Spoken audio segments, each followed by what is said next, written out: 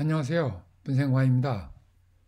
오늘 강의는 전문가로 가는 길로 정해서 진행해 보겠습니다. 연구하는 사람은 사실 모두가 전문가라고 이렇게 생각을 해봅니다. 강의를 하기 전에 먼저 전문가의 정의를 내려보면요. 전문가는 오로지 어떤 특정 부문을 연구하여 그에 관한 지식이나 경험이 풍부한 사람 또는 그런 일을 직업적으로 담당하고 있는 사람을 뜻합니다. 전자는 엑스퍼트, 후자는 프로페셔널이라고 부르죠. 전문가는 아주 좁은 범위에서 발생할 수 있는 모든 오류를 경험한 사람이다. 이렇게 멋지게 정의를 내린 사람도 있습니다. 여기서 오류는 참을 거짓으로, 거짓을 참으로 믿는 행위를 말하죠. 그런데 이 전문가의 특성을 보면 이 전문가는 자신이 연구한 것에 허점이 있을 수 있고 아직 모르는 영역이 있을 수 있음을 인정하며 조심스럽게 말하는 경향이 있습니다. 전문가는 100% 확신하지 않습니다. 수평선 저 너머에 아직 발견하지 못한 게 잔뜩 있다라든지 내 의견이 이 사건에 대해 전부라고 말할 수는 없지만 최선을 다해 관찰한 바로는 그렇습니다. 이처럼 어느 곳에도 화가 나지 않는 것이 진정한 전문가의 특징이죠. 인간은 오류 경험의 산물인데 한편 그 사기꾼은 그 오류를 부정하죠. 100% 맞아요. 틀림없어요. 이런 사람은 조심해야 합니다. 오늘 강의 목차를 보면 5가지의 소제목으로 들어가는데 앞에다가 전문가를 넣어보겠습니다. 전문가는 이론에 밝아야 한다. 전문가는 개념을 정의하고 조작해야 한다. 전문가는 가설을 개발하고 연구 모형을 만들어야 한다. 전문가는 연구 모형의 타당성과 신뢰성을 검증해야 한다. 올바른 분석과 결론을 전문가는 내려야 한다. 이렇게 진행해 보겠습니다. 1번 전문가는 이론에 밝아야 한다. 먼저 이론의 뜻을 보면 이론이란 현상에 대해 체계적인 견해를 제공하는 일반적인 진술 또는 명제로 구성되어 있습니다. 이것은 경험적으로 검증이 가능하여 현상에 대한 설명과 예측을 목적으로 하죠. 이론의 주요 기능은 일반화를 추구하는 데 있습니다. 예컨대 경영 경제 이론은 모든 기업뿐만 아니라 국가 경제 정책에도 이용되죠. 일반화는 의사결정이나 예측에 도움을 주기 때문입니다. 그러나 이론의 진부하러 오류를 범할 수도 있죠. 예컨대 지동설과 천동설 다 아시는 거죠. 그 다음에 이 고객만족 경영에서의 그 고객이 왕이다. 아직도 이 이론이 유효한지는 잘 모르겠습니다. 전문가가 되려면 전문가로서 자신의 이론을 유지해야 하는데 이를 위해서는 최신 문헌과 연구 논문을 많이 읽고 계속 노트 정리를 해야 합니다. 이 노트가 몇 권이 되어야지 특정 주제의 전문가가 될지는 잘 모르겠습니다만은 기본적으로 업데이트된 노트만이 전문가임을 증명하죠. 그래서 전문가는 열정적이고 근면성이 매우 높다라고 이렇게 볼 수가 있습니다. 두 번째, 전문가는 개념을 정의하고 조작해야 한다. 조작이란 단어는 조금 약간 조심스럽지만 거짓을 꾸민다 그런 거라기보다는 운영상에서의 이 문제를 해결해야 된다 그런 뜻입니다. 기계 조작 뭐 이런 단어가 되겠습니다. 먼저 개념을 보시면 개념이란 특정 사실로부터 얻은 한 묶음의 추상적 의미 또는 특성을 말합니다. 개념은 공통 특성을 가진 사물이나 사건을 분리함으로써 생긴 지식이죠. 다시 말해서 즉 집단적 의미로 이름 붙인 것을 뜻합니다. 예컨대 고객이다. 그러면 상점, 식당, 은행 따위의 물건을 사거나 서비스를 받는 사람 또는 단골로 오는 사람, 이렇게 집단적인 의미를 부여하게 되겠습니다. 개념적 정의란 말은 이 정의는 어떤 말이나 사물의 뜻을 명백히 밝혀 규정한다 그랬습니다. 그래서 이 개념을 에 대해서 정의를 내리는데 개념적 정의는 개념을 정의함으로써 연구자가 의도하는 의미가 제대로 전달되지 않을 위험을 감소시켜 줍니다. 예를 들면 앞에서 고객이란 개념을 우리가 살펴봤지만 골프장 고객의 개념은 골프장에 골프하러 오는 사람이라고 정의할 수 있어요. 만약 회원만을 고객 개념에 포함시키고 싶다면 정의를 다시 내려야 되겠죠.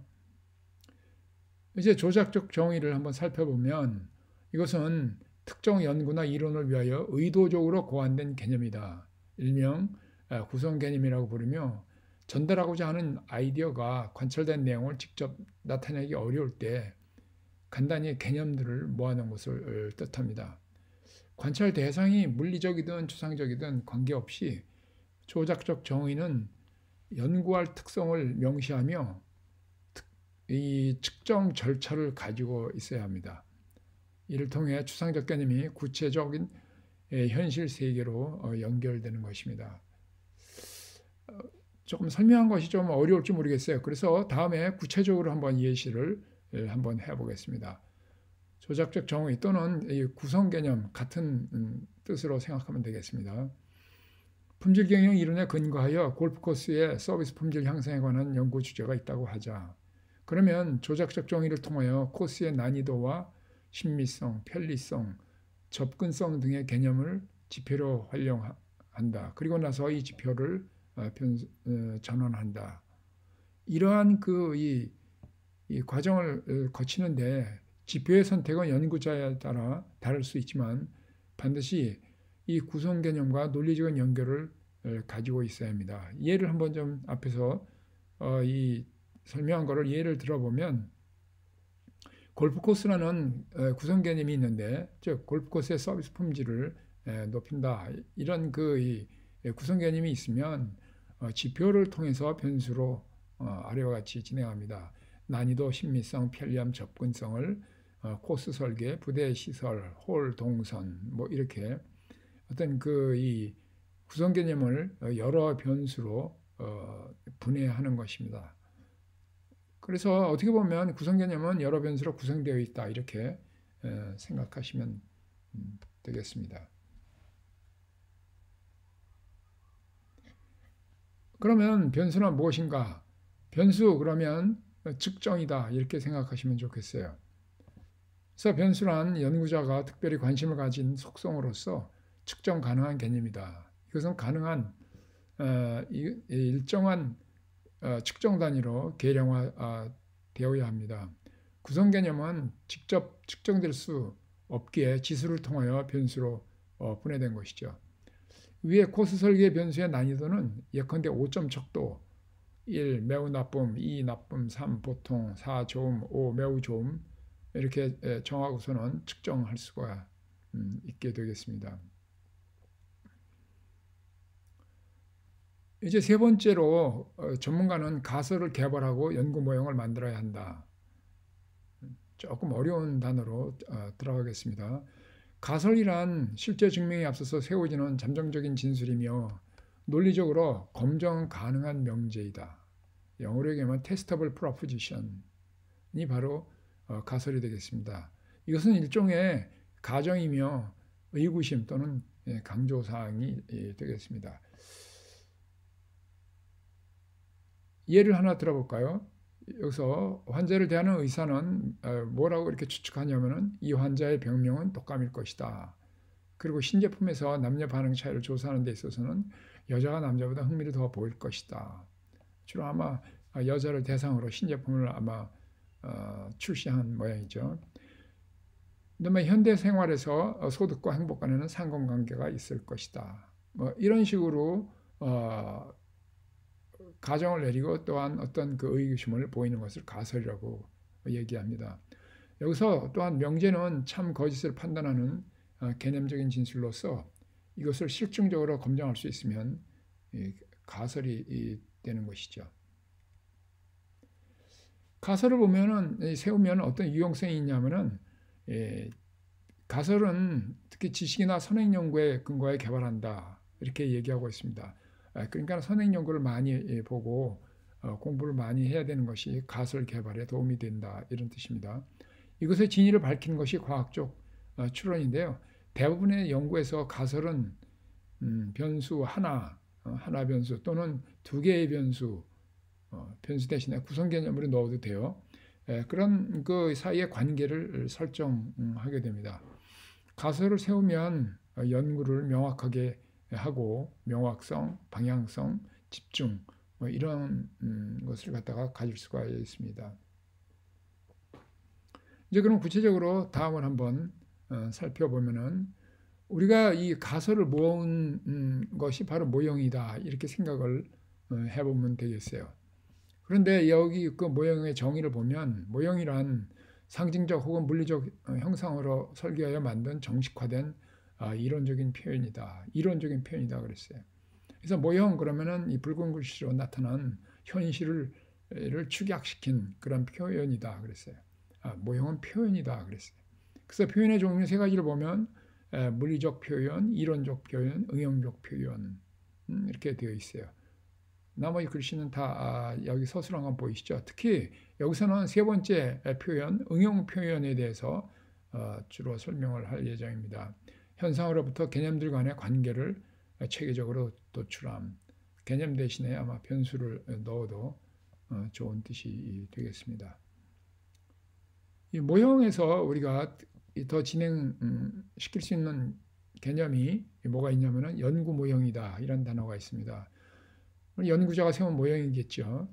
또는 연구를 위해서 세운 모형인데 이것은 연구의 흐름을 유도하거나 가설을 설정하여 만든다. 대부분의 연구 모형은 인과관계적으로 표현한다. 따라서 좋은 가설을 개발하여 연구에 적합한 모형을 세울 수 있다. 특히 연구를 위해서 만든 모형의 적합성을 검증하는 경우 이것을 연구 모형이라고 합니다. 모형의 적합성을 검증하려면 자료를 수집하고 분석하고 일련의 절차를 수행해야 되는데 여기서는 오늘은 이것을 다음으로 미루도록 하겠습니다. 이제 여기서는 구체적으로 연구 모형을 예시해 보겠습니다. 골프장의 고객 만족 모형을 제시하는데요. 가설 5가지가 있습니다. 골프 코스나 서비스, 골프장 이미지가 좋을수록 고객 만족은 커진다. 그런 이야기하고 그 다음에 가설 4와 5에서는 고객이 만족하면 재구매나 타인 추천 가능성이 높다. 이런 식으로 가설을 세운 다음에 이것을 하나의 그림으로 표현한 것을 우리가 연구 모형이라고 이렇게 부르는 것이죠. 한눈에 볼 수가 있죠. 그렇죠? 그리고 구성 개념 대신에는 변수로도 표현하는 경우가 있습니다. 그러면 좀 더 간략하겠죠. 사실 구성 개념 안에는 많은 변수들이 들어가 있기 때문에 이것을 하나로 결합시키는 과제가 따르기도 합니다. 이에 대해서는 기회가 되면 다음에 또한 설명하겠습니다.